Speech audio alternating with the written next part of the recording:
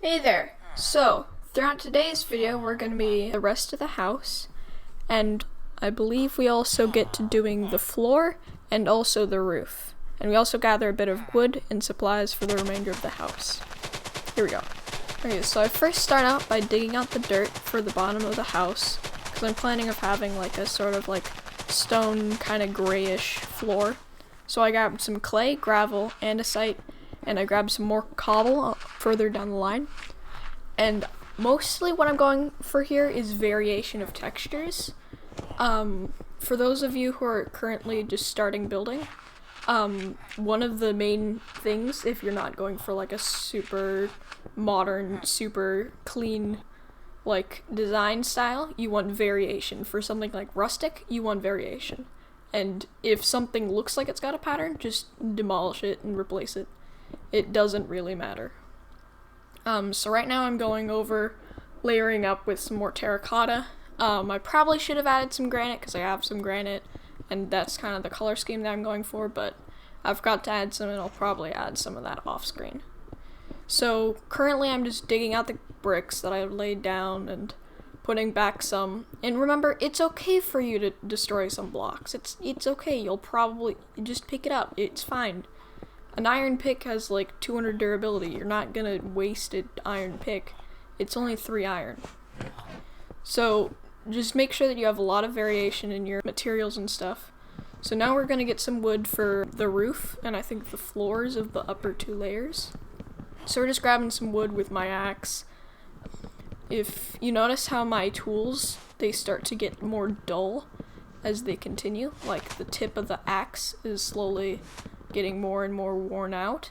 That's a texture pack, courtesy of Exuma Void. I highly recommend you go to the website that you can use to download the texture pack. I'll have it in the description below.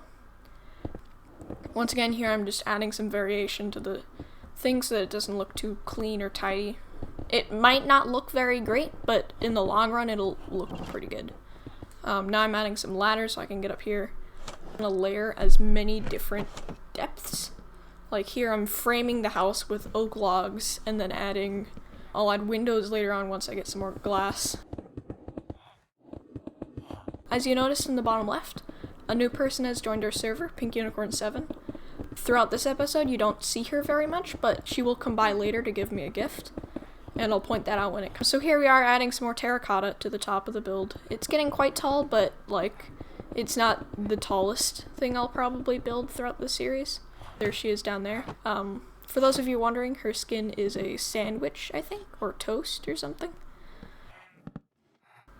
So here we are building.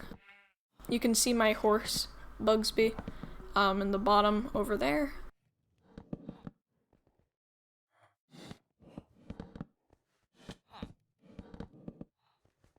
Now I'm just capping the logs off with the like bark block because I don't want that like weird like swirly texture. I mean, sometimes it works out pretty good, but not in this case. I want the like closed off bark. So here I am adding a little bit more variation. I can't reach up there, but like up to the top, but I'll add some more variation as we go along. As you notice, I've been saying variation a lot. It's because it's literally what I use a lot in builds. When I'm building something, I try my best to use variation as much as possible. Like if you're building a castle, you'll want to use like cracked stone bricks, mossy stone bricks, like cobblestone, andesite, all those gray blocks, sometimes gravel. But here I'm just using brick terracotta, and I'll probably put some granite in off camera for some more rough textures. Because the bricks are like, let's say what it used to be. The terracotta is like when, like I replaced it when like the bricks were breaking, so I added some more terracotta, and then the terracotta started to get more rough, so like that's what the granite is. It helps to try and show a story with your builds.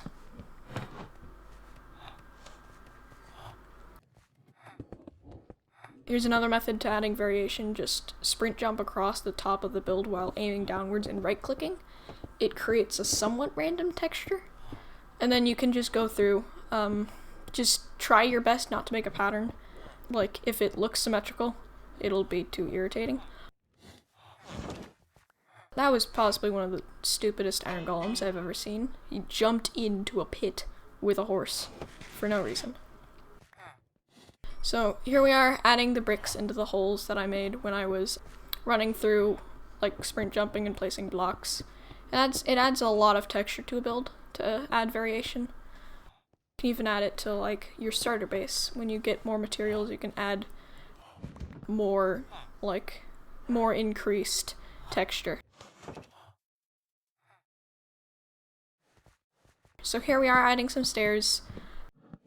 I'll probably go through a couple of different designs here because the one that I settled on I don't think I like too much, but I don't have very many materials at this point of the game, so I'll probably continue like upgrading this house throughout the series until I run out of space.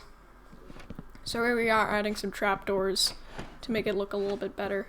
Now I need to remove the top two because you can't have the trapdoors. Now we're adding in the floor. I picked slabs because a full block would mean that I would be in a 2-block space and I'd be banging my head when I jump every time. So it would be really irritating to have it like that, so I added slabs. Also, I feel like it makes the room look much bigger, and it also makes it so that you use less material.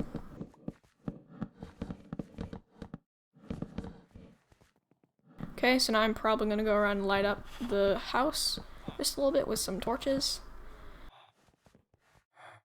We're getting more slabs, so that way we can make the next staircase up. So I'm not sure if I'm going to do much in the attic, or like the top where the roof is, because it's pretty small. I didn't really like how the roof came out, so I'll probably update that off camera. So here we are, adding more flooring. Probably would have wanted to, again, use variation in this, but it is on the inside of the house, so you don't really have to use variation. You could try, like, maybe adding, like, carpet onto the floor, but I don't really have many materials at this point, so this is so far just a preliminary, like, area for me to set up, like, a storage, furnace array, that sort of thing. I think we're also planning to make a large potato farm, such as, like a dome with a ton of potato crops in there, so that way we can use potatoes as a food source, because it's really good. So I just missed a brick up there, but I replaced it. So now we're gathering wood for the roof, because the roof's gonna be mostly wood. I think I wanted a flatter roof for this, but I think I might make it a little bit more tall and more, like, sensical, because this one looks really flat to me. Here I am getting some more of those log, like, bark bits to cap it off. Because I don't really like the swirly bits. For a floor texture, they're great. Like, you can use those in conjunction with other pieces of wood to make, like, a cool texture. As you can see in the bottom left, Pink Unicorn 7 had tamed a horse. I'm not sure if we're going to be using horse as a method of travel throughout the entire series, but horses are fun. Might end up, like, selling horses, like some really good horses, like faster, healthy ones.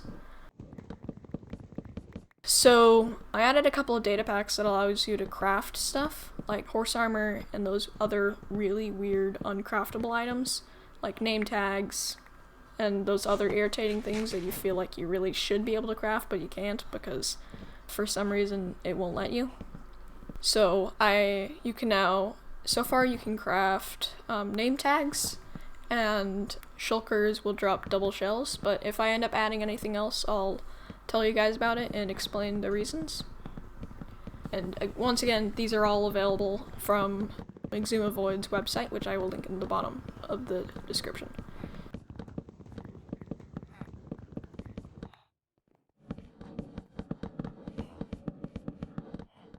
So that, again, was Pink Unicorn 7, but they were talking to a wandering trader, and the hat on their head is another data pack. It adds more mob heads when things die. Like, let's say I was to kill a cow. It could drop a cow head, but it probably wouldn't. They're somewhat rare, but they're also not too rare. The head that she was wearing was, I believe, a salmon or a tropical fish. I forget.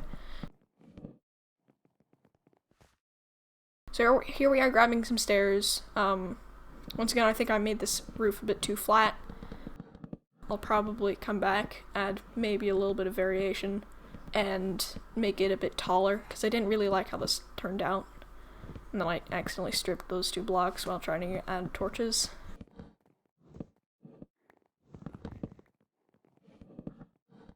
Make sure that you light up your builds. It's never good to like go back into your build after like collecting resources and then come back and a creeper blows up everything in it.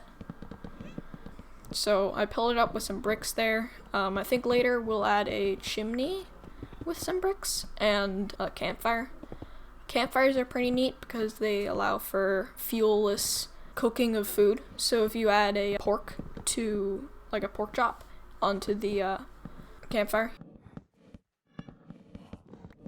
Here's a salmon or tropical fish head that Pink Unicorn 7 gave to me. That's the gift I was talking about you guys earlier. So the campfire, it will allows you to cook stuff without any fuel source. You just right click on it and it'll allow you to, it'll cook it, and then after a few seconds it'll pop off and then it'll drop on the floor for you to pick up. But it doesn't stay on, as in like you can't accidentally cook it for too long, and it's pretty helpful, especially early game when you don't have very much coal or any resources really. So there's the chimney that I was talking about. I think it might be better for me to add a hay bale, but it'll stick out underneath.